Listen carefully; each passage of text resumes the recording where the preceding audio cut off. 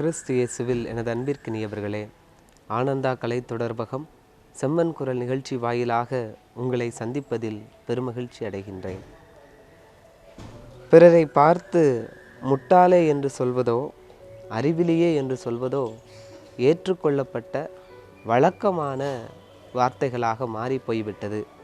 ஆனால் இன்றைய நற்செய்தி வாசகத்தில் நம் ஆண்டவர் இயேசு கிறிஸ்து கூறுகிறார், ஒருவர் தம் சகோதரியையோ முட்டாளே என்று சொன்னால் அவர் தலைமைச் சங்க தீர்ப்புக்கு ஆளாவார் என்றும், அறிவிலியே என்று சொன்னால் எரி நரகத்திற்கு ஆளாவார் என்றும் சுட்டி காட்டுகிறார். சினம் கொள்வதை கொலைக்கு இணையான ஒரு குற்றமாக அவர் முன்வைக்கின்றார். உண்மைதான், சினம் கொள்ளுதல் கொலைக்கு இணையான ஒரு குற்றம் மட்டுமல்ல, பல நேரங்களில் நம்மை கொலையாளிகளாக மாற்றக்கூடிய ஒரு குற்றமாகவும் இருக்கிறது. இன்று கத்தியாலும் இரத்தத்தாலும் கொலைகள் நடைபெறுவதில்லை.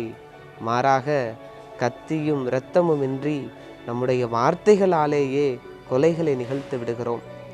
பிறரை பற்றிய அவதூறான வார்த்தைகள் மனிதர்களை கொன்று போட்டு விடுகின்றன.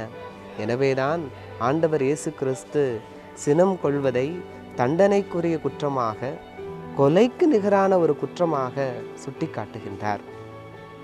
அன்பிற்கினியவர்களே, சினம் கொள்ளுதல் கொலையை விட ஒரு மடங்கு மோசமானது என்றுதான் கூற முடியும்.